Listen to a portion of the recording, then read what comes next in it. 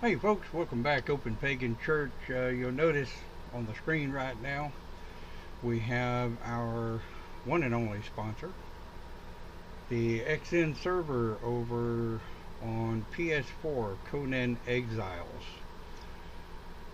PS4 Conan Exiles, this server has 8 times boosted, drop on death, quick thralling, admin shop, mandatory, Discord, PvP, raid events, increased stamina, starter kits. Again, that's if you're playing PS4, Conan Exiles. Check them out. Play today. Alright, here we are. We're going to bring up Discord. Going to unmute everybody. Hello, Discord. Hello. Yeah, Good morning. everybody. Coffee, choky with the allergies, man. Let me tell you. Not sure what's worse, allergies, the flu, or the other name of which we won't mention. Yeah. Hope everybody's being safe during these challenging times, doing your social distancing, wearing your mask, and taking care of your family. So, our conversation today going to be kind of fun, I think. There is a video that was shared to me by one of our watchers named Leigh. And of course, she's not here today. So, where is it? What am I doing? Hell, I don't even know what I'm doing. Alright, so I'm going to pull up this video and I'm going to let it play. And I'm going to let you guys watch it, and we're gonna play it on the page it's on. I do have it shared in the Introducing Virtual Wallet Checking Pro from PNC Bank. No. Advertisements drive me nuts. All right, here we go. We're playing the video. Watch it real close. And got a little arrow pointing, and we got a couple of what looks like figures running out to the cannons and over to a statue. And of course they play it again. That's the advertisement. Alright, so I mean, you know, it's kind of impressive looking, I think. But, you know, watching it too, right? Email. And I mean, if I had to get scientific with it, of course, my path is shamanism. We tend to get all involved in the science and what have you. It could very easily be reflections from the car headlights. You know, if I want to get downright scientific about it, more or less. I don't know if any of you guys in Discord have actually watched the video. Yes. But it prompted my thought on what are your thoughts on Ghost? I mean, let's think about it. Ghosts have been a thing since humans have been around. I mean, as far back as you can find documentation or any kind of tablet history, paintings on cave walls, what have you, the afterlife, the spirit life, the ghost, the spirits of one's past have been a topic of conversation for humans as long as I can remember for sure. So, let's talk about the video for just a second. Anybody that watched it, what do you think? I mean, what were your thoughts on the video?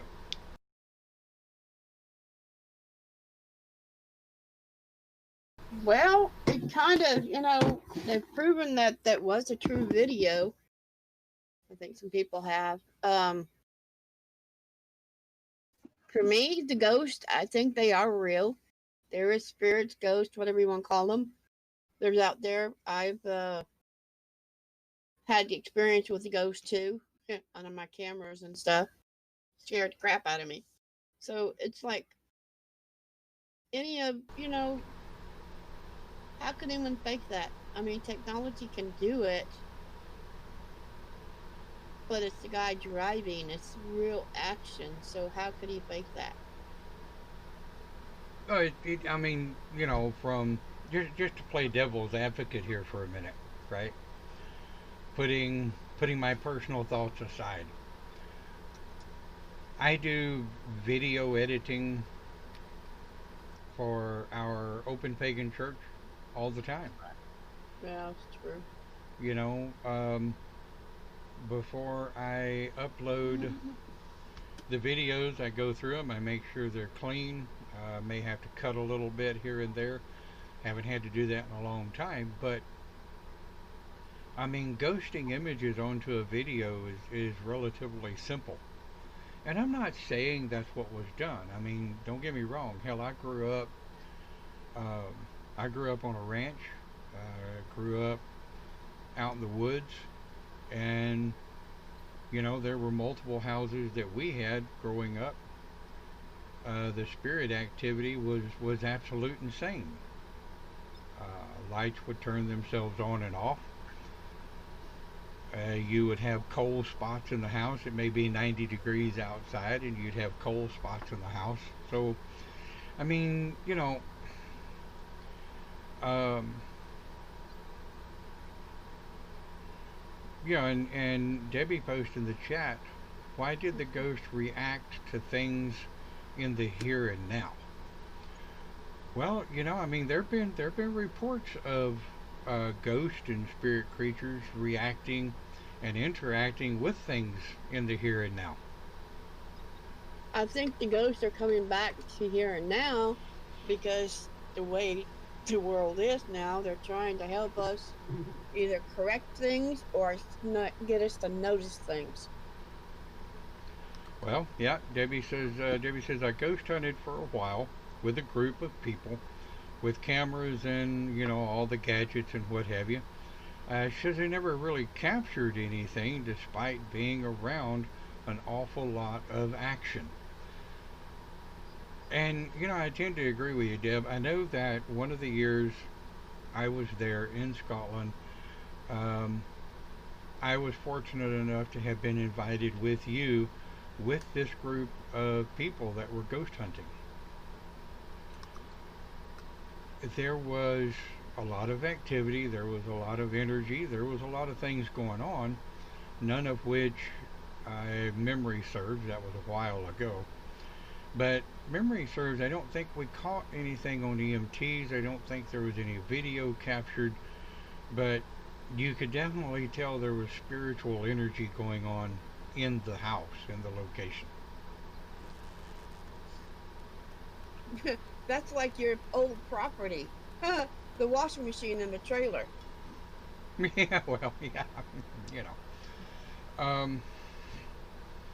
I mean, when we cast Circle, even prior to casting Circle, we had opened the property up to what I called a layover. If spirits wanted to lay over on the property before they moved forward to the next life, as long as they didn't stir any crap, I didn't have any problems with it. I've never physically seen what I would consider a ghost. I've seen shadows out of the corner of my eye. I felt the spiritual presence. Like, for example, my deceased grandmother McDonald. I feel her around periodically. And there are those that I feel around periodically. I've never physically seen them. And the conversations I've had with them have been in astral or in the back of my head. I don't know, to be honest with you, scientifically speaking. They've never been able to disprove ghost scientifically. They've never been able to prove ghost scientifically. Yeah, like Deb says, I've seen them. I just never caught them on camera. Yes, I've seen ghosts come. Like where the best time I see them is like I'm laying in bed, I'm relaxed, I'm waking up, and I'll see Grandpa Waters at the end of my bed. Physically Yeah. see the form. And then as soon as I wake up enough, it goes. Right, right. Good morning, Sabrina. I mean, yeah, in my personal opinion, I strongly, completely believe that ghosts are real. Um, Cody says, he's seen full body apparitions in his basement. So I mean, we could go back in time and we can talk to people who have actually seen, interacted with, and communicated with ghosts Clint, or apparitions or whatever you want to call them. Clint, change your name on their posting. You're an open bacon church. All right, but how many of you guys in the chat and in Discord? Morning, Dave. How many of you guys in chat and in Discord have actually seen a ghost? I have. When I was living up in the Dallas Fort Worth area, me and a couple of my friends were we were amateur paranormal investigation team. We went walking through the cemetery in Arlington, and we had a little digital camera, and we were panning the cemetery. Well, when we went back to watch the video, a little girl's face appears in the camera, says everything's gonna be okay, and then disappears. Well, that would be interesting. Morning, Dave. That would be interesting. Anybody else? Sabrina says she's never seen one. Anybody else? I've dealt with the spirit world all my.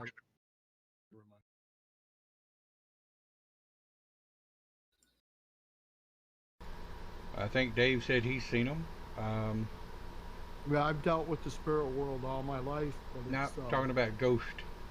But not always ghosts. The actual physical. Ghosts. Yeah, we're talking about ghosts, the actual physical. The actual physical. Right this minute, the actual physical representation of a ghost. Yes. And I think that sometimes, a lot of times when these paranormal investigators encounter ghosts in houses and whatnot, it's residual. And I think a lot of times that the shell of the personality is left, but the soul's gone. Things off the astral plane go inside the shell of the personality, the energy of the personality that's left and moves around, just like that personality did in kind of real life, and use that energy, to use that personality, that energy, that personality that's left as a vessel to move around in. That makes sense. I think things off the astral plane inhabit the person, the personality that's left. Sometimes that makes most sense. Debbie says, too many times to mention. One thing that always gets me, she says, was the hangover headache I always ended up with after spending a night ghost hunting. Yeah, that's a kind of a thing we used to call writ hangover, Debbie.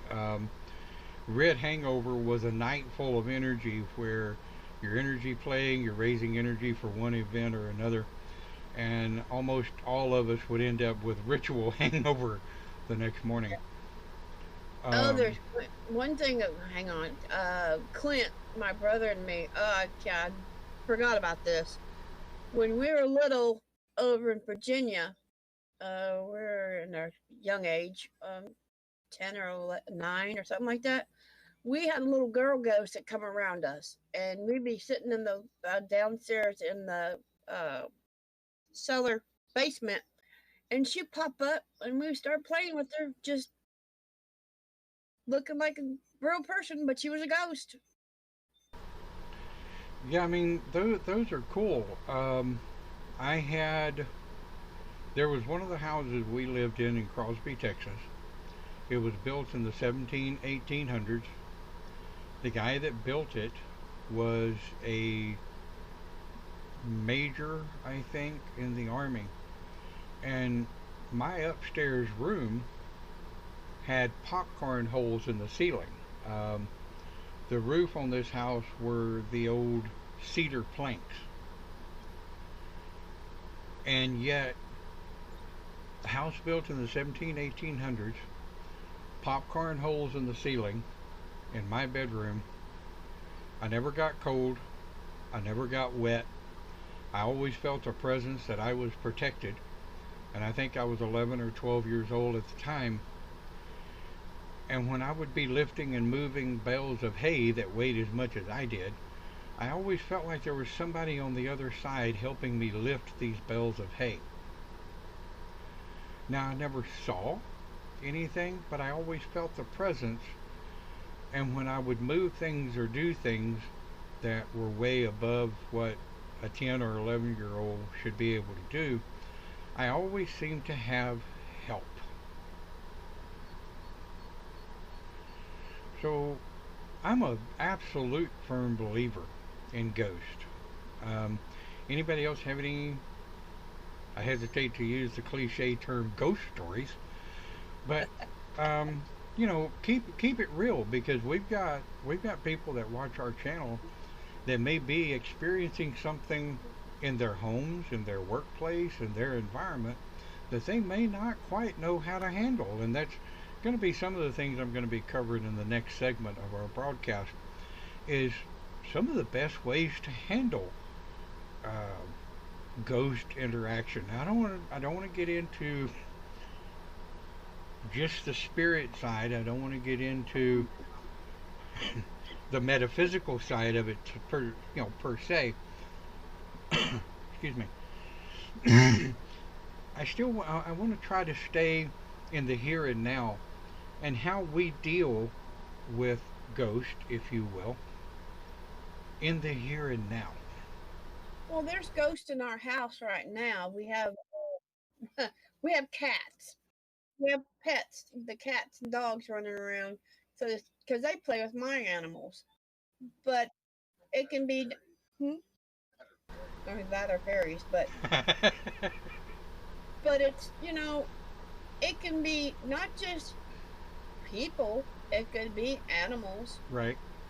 There's different types of ghosts, The best way you can do, I guess, categories. That's a good way of putting it. Right. Like you said, there's different types of ghosts and stuff. I know you guys actually live not that far from the pet cemetery. Yes. Yes. I can go by, I don't know if it's because of my connection with stuff, I can go by the pet cemetery and I can see the ghost sitting on the grave where the cats and dogs are. Really? Pet cemetery? Yeah, there's a pet cemetery. It's a humane society. Oh, okay. And next door to them, they have the pet cemetery. And anybody that has a pet that passes away, all you got to do is go up there and say, hey, I want to put my cat or my animal here. I see. But yeah, the other day, when I was like, my energies were raising and I was learning stuff from council, we drove by there and I said, there's animals sitting out there, and I couldn't understand it. And then all of a sudden, snap, okay. Oh, that's kind of cool. No.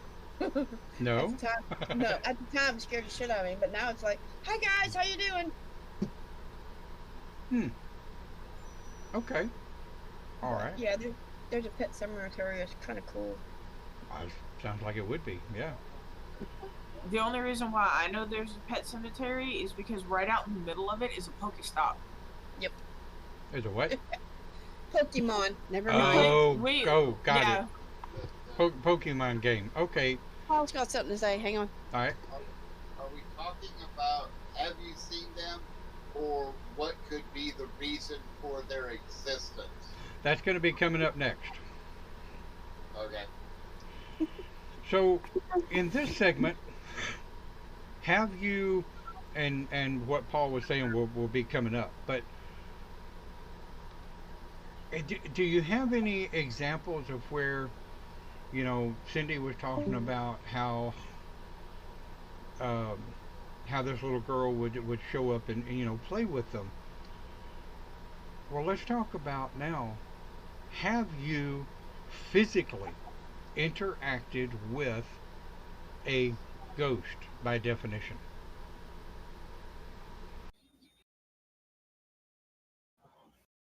Yeah, Grandpa Waters. I mean, I've actually talked to him and said, he's asked how we're doing, how's Clint doing, even asked about my brothers and sisters, and he still remembers all that. Right, right. Well, like I was talking about, I always felt there was a presence. I never got wet. I never got cold, even though I was in a room with no insulation and holes in the roof. Um, and when I would move things, I always felt like I had help.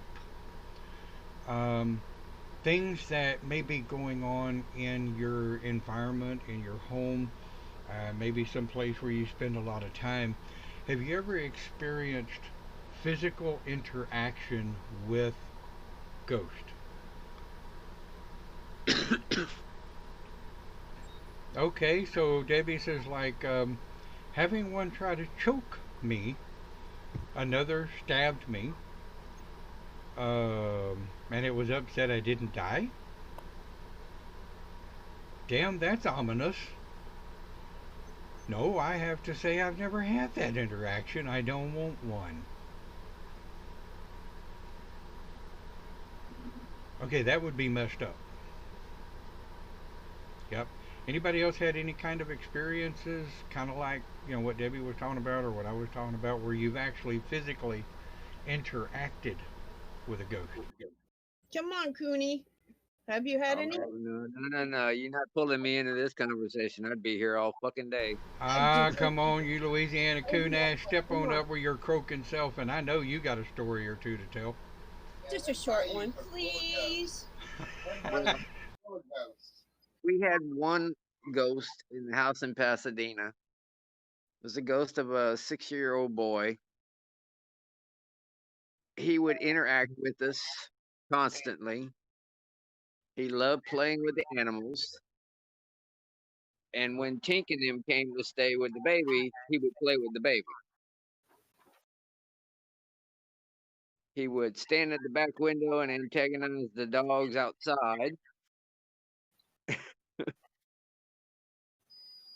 And he liked to open cabinets and drawers. And so I sat down in the living room one time and I said, "Look, I don't mind you being here, Bubba, but you need to calm down.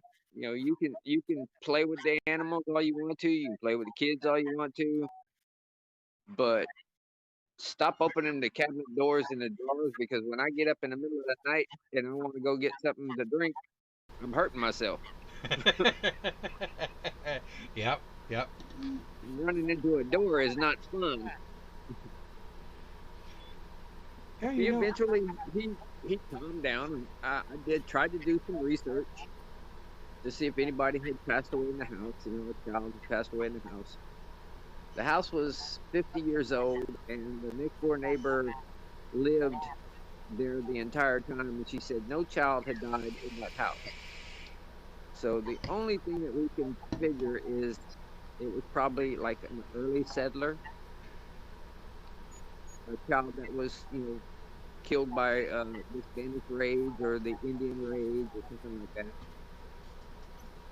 But he wasn't a vengeful ghost. He didn't try to hurt people. Now, I have come across some of those before down here in Louisiana. Right.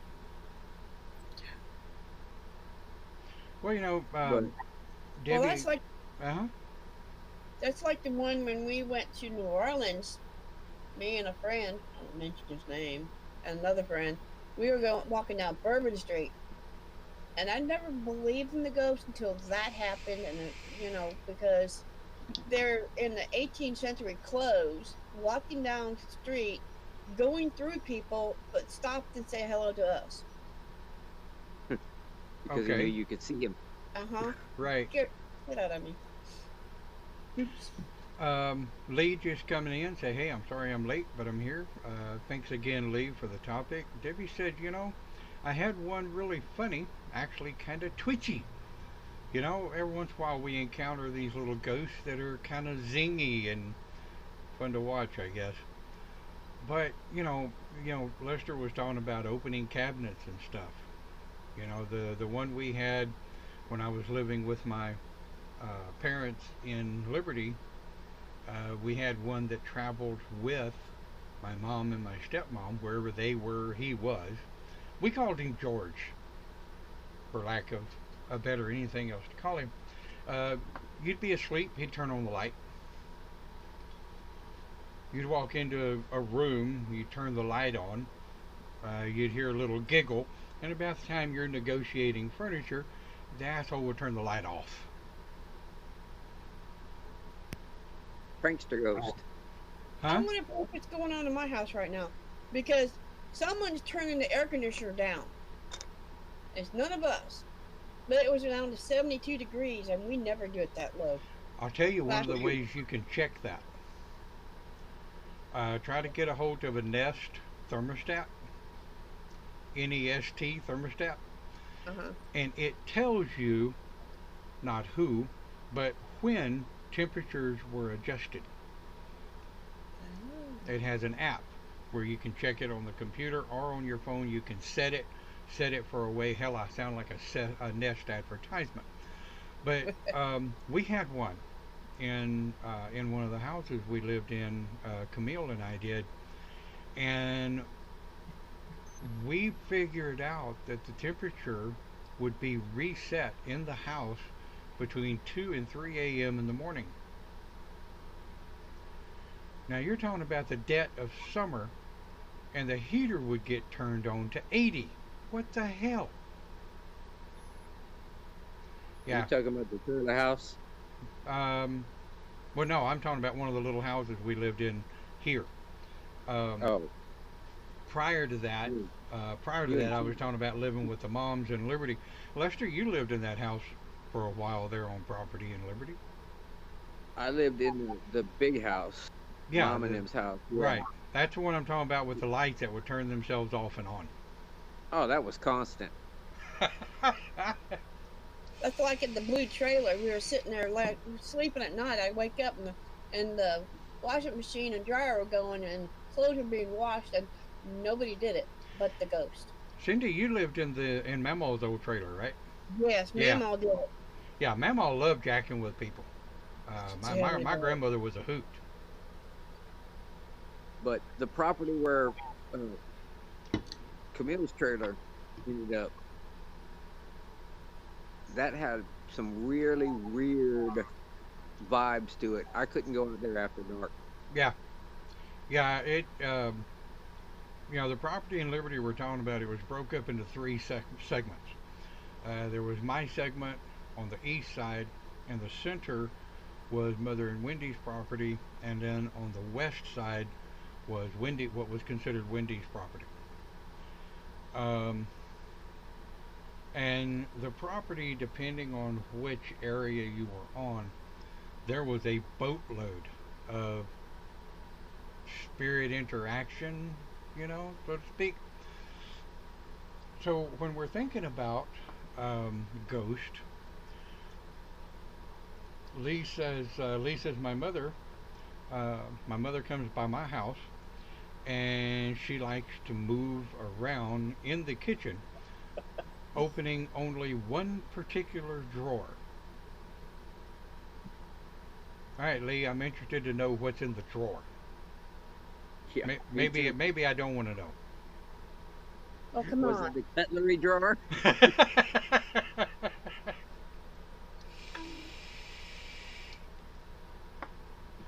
So, okay, let's move on into the next segment. The biggest problem, I think, with, and I don't even really want to say modern society, because it's been a problem in mainstream society, when you get into these environments and these societies where a lot of people say, oh, ghosts aren't real, spirits aren't real, um, energy's not real, and then they have something happen to them where they're approached by a ghost, and they freak out. They go batshit crazy. Leigh says it's the silverware drawer. Well, that could be interesting. Yeah. Oh, she Was it loved to her cook. silverware? Leigh says she loved to cook, so that would explain that. Yeah. I spent some time in a motel back when I was homeless. I was living with my aunt, and it was me and my girlfriend at the time. We were sitting there in my bed, just sitting there talking. We started hearing noise in the kitchen. Well, I looked up and I happened to have my aunt's cell phone in it, and it was one of those early cell phones that had a cam on it, and I was taking video. There was nobody else in the room but me and my girlfriend, and the cabinet doors would open and then close. It would move to the next cabinet, open and close, and then it stood in the refrigerator for about 5 minutes. And I said, "Hey, close the refrigerator," and the refrigerator closed. Dude, man, don't be refrigerating the county, right? Right? So, how do we handle it? How do we deal with ghosts? How do you, those of you watching and those of you who will be watching later, how do you deal with ghostly presence?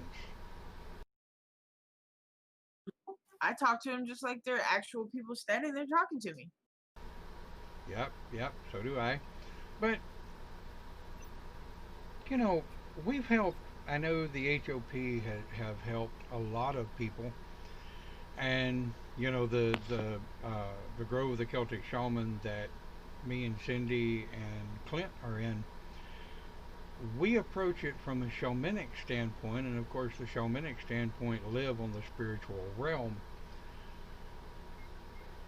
But I don't tend to accompany the spirit realm, quote unquote, with the ghostly realm.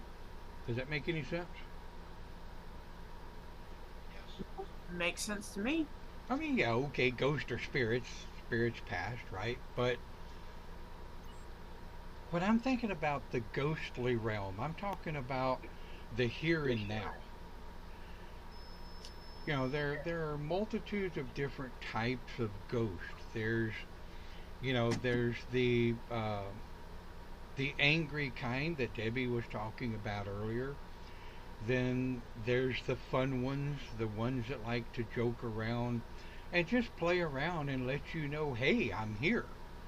You know, like Debbie says, it depends on the ghost. Some you can just chat with, some you can reason with, some less so, but always with a degree of respect, even the nasty ones.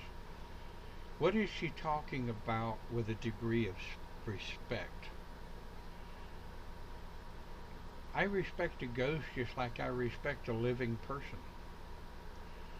You know, unless you come into my house to stir crap, I'm going to tell you, look, if you're in my house to stir shit, you need to bugger off, or I'm going to bugger you off. Right? Well, we've had people that come to us and say, hey, I have an angry spirit in there. Is it a ghost or is it a spirit? Or can you guys come help? Yeah, I mean, you know, you can do cleansing on houses.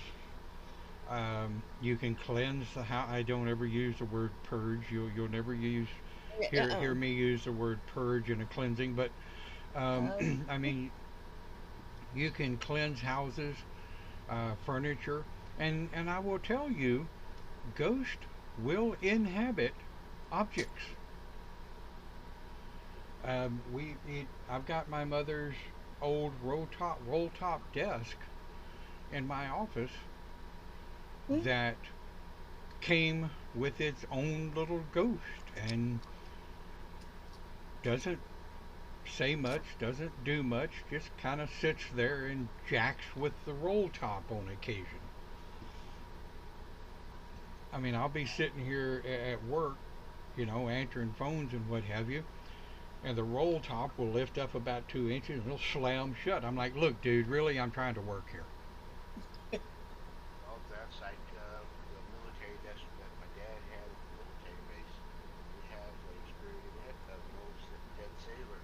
Every once in a while, I'll walk out and I'll smell cigar smoke, or one of the doors will be open, or the little desk will be open. I said, hey, Clint, we can't hear you, bro. oh, forgot to bring the mic down. Oh, there you are. Well, the the desk that was my dad's at the Navy base has a old sailor in it that stays with it, and every once in a while I'll come out and smell cigar smoke, or one of the drawers or one of the little table things will be pulled out, and it's like, hey, hi, how you doing? How's things going?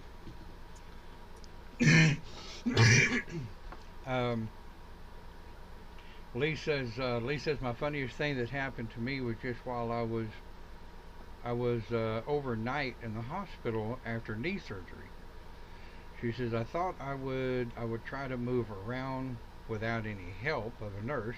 Shame on you, Leigh. She says I heard a giggle and said no.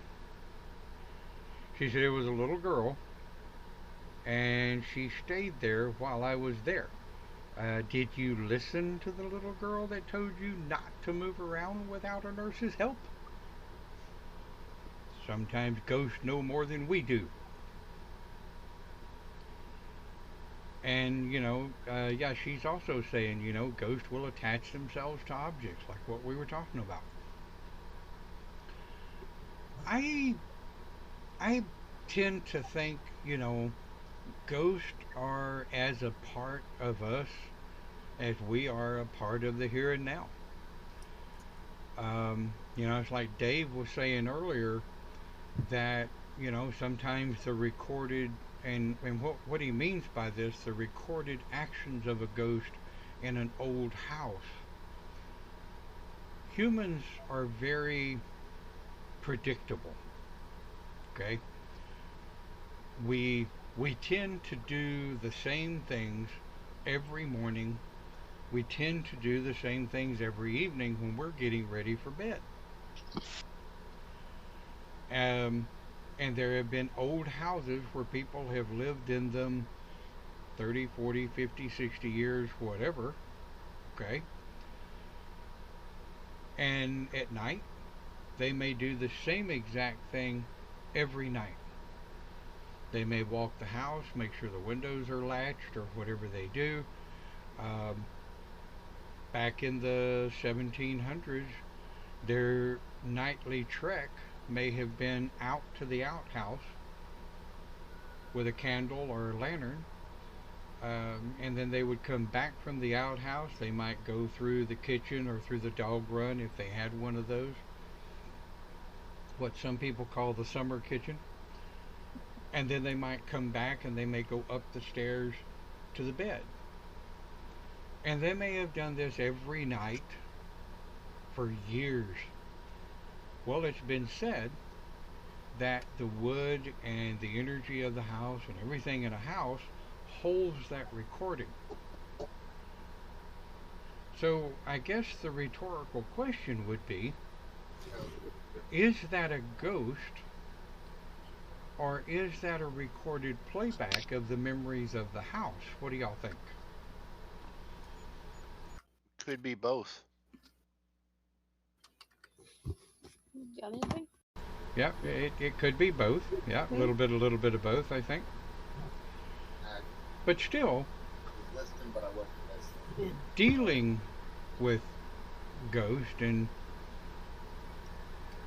I agree with everybody else. We should just talk to them. You know, what do you want? What can I do for you?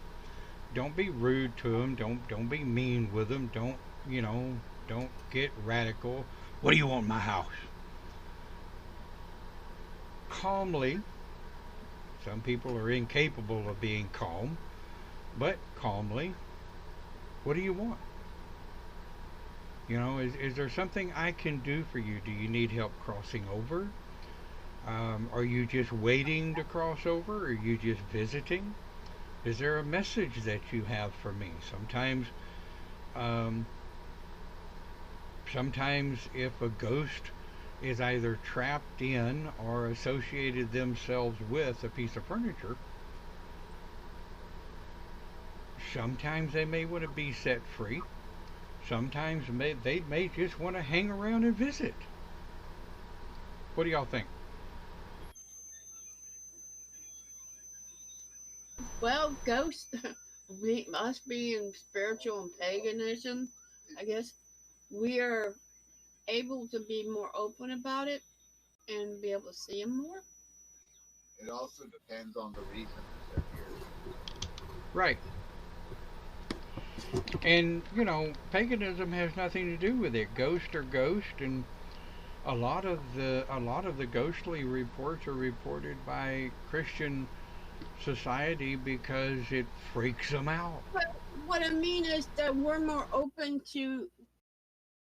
I've noticed that most of our friends that are with us are more open to see them, believe them, I guess you could call it. Well, pagans tend to automatically just be more open to the metaphysical, I think is what you're trying to say. Yes, thank you. All right. Leigh says, you know, I think most of the time it's just, you know, maybe recorded unless they speak. You know, then we want to conversate. And you know the biggest thing that mainstream society has a problem with? Listening. They have a problem. Mainstream society has a major problem listening. You know, if you've got a ghost trying to communicate with you,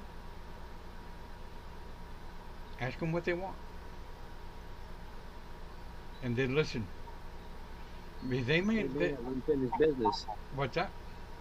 I said they may have unfinished business. Right. And they may need some help physically unfinishing that business. Now, herein comes a caveat. I don't recommend that if a ghost comes up to you and says, hey, I want someone to go kill my ex-lover's lover. Can you do that for me? No. Not gonna kill anyone for you, bruh.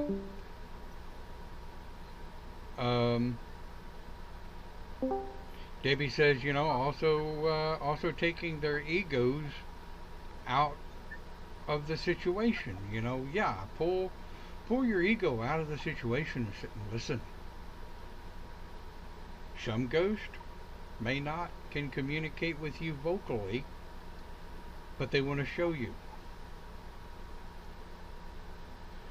Now, I tend to get a little skittish, and granted, I've never seen one. I've never seen a ghost. I have felt them. I've interacted with them. I've talked to them, but I've never actually seen one with my own eyes. But I would imagine if a ghost was to ever appear before me and say, come here.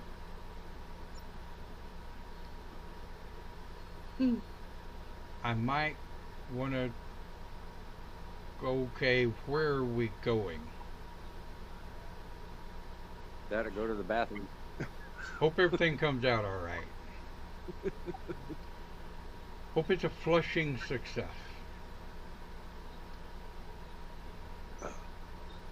But it's like anything else. You want to listen? Don't, when it comes to ghosts, don't freak out. When it comes to spirits, don't freak out. But most of all, don't discount before you listen. I mean, we could all sit here and talk about our experiences with ghosts all day, you know. I could, I know for sure. Debbie, Lester, Cindy, Clint, all of us, Samantha, I have no doubt. But use those of you that are watching our broadcast later, use our recommendations to let ghosts be. Just let them be. If they're causing havoc and chaos, cleanse them. Get rid of them. Reach out to any one of us if you don't know how. Any one of us in the broadcast right now during the live broadcast would be able to help you cleanse and get rid of the pesky little creatures if they're Sabs, I didn't mean to call you Sabrina, sorry. Sabbatha, anyway. Come on, guys, I suck at names. Words are hard. I understand. That's all right. All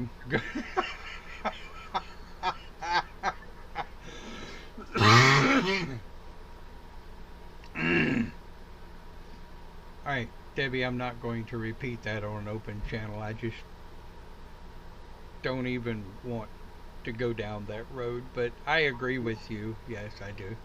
Anyway, wow. What the hell was I talking about? Oh, you know, those of you that watch our pre-recorded broadcast, the biggest thing is don't freak out. Don't go running, screaming down the road, hollering for an exorcist on your house to the closest Catholic priest you can find, or Baptist preacher, whatever the hell you follow. An exorcist will not come. Right. Right. A priest may come to bless your home, but an exorcist will not come. Right. Boy, exorcism would be a topic for another discussion, of which I am definitely not qualified to talk about. We're not going to go there. Anyway, white sage works wonders, Leigh says. Yes, absolutely. White sage, green sage, sweetgrass. But I will say this, and I want to kind of draw to a close with this one. If you're working on cleansing a ghost or any kind of spiritual interaction in your home, you feel like it needs to be cleansed,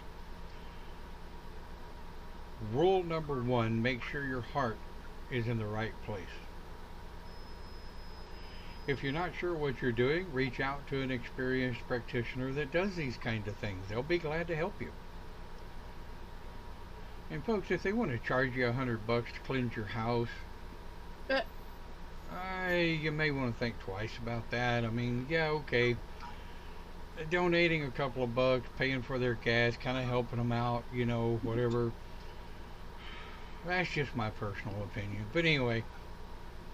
Anybody that charges for that is just a fraud. Yeah, I'm thinking, you know, I've never charged for house cleansings. I've asked people to kind of help out with gas because gas is absolutely expensive.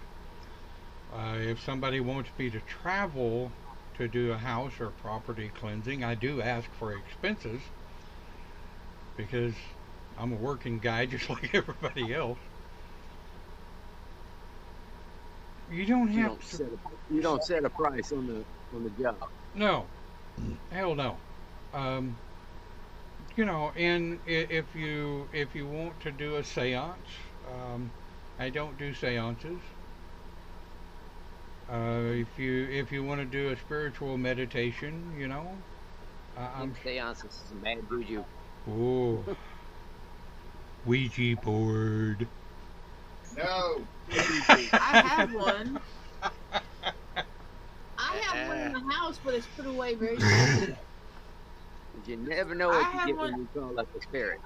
I have a Ouija board that my sister gave me, and it's constantly talking to me, telling me to pull it out, telling me to do something. I'm just trying to ignore it. But let me ask you a question. And this will lead up to another topic we'll have, I think I'll post. Is a Ouija board not any different than a seance,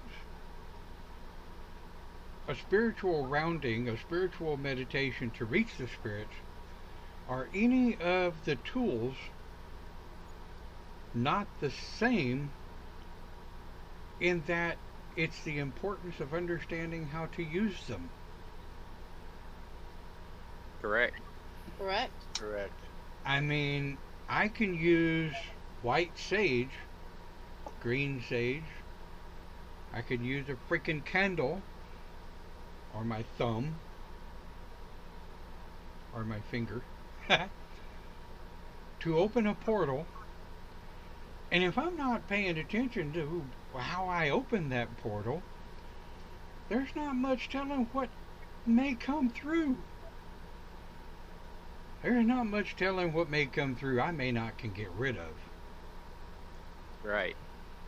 Like I said, any idiot can open up and go and buy a brand new Ouija board and mess around with it, but the consequences to not knowing what you're doing could be really great. Yes. So this agree. will absolutely be a good topic for an open pagan church. We have other topics already posted, by the way, in case you're interested in looking. But in closing, recommendation for dealing with ghosts, let them be. Unless they're causing havoc or making you uncomfortable or causing problems or causing chaos in your home, just let them be. They're probably just passing through. If they're making you uncomfortable and they're not doing anything wrong, maybe it's you who might need to talk to somebody, not the ghost. And I recommend you not be afraid of things that go bump in the night. Especially these times, at the recording of this video in October of 2020, we're in the moon of Samhain, where the veil is starting to thin. Oh boy. My most favorite time of year. I absolutely adore Samhain. Mm-hmm. Yep. Me too. The veils are thin, the ancestors are happy, and the party has commenced. I'm a witch. What do you think? No comment, witchy witch. Gotta love the witch. Gotta love the witch. So hey, because we can't burn them. right, yeah. Ooh, Actually, fire! Fire! you know, actually, witches are fun to watch. You wind them up and watch them go. Like the Energizer Bunny.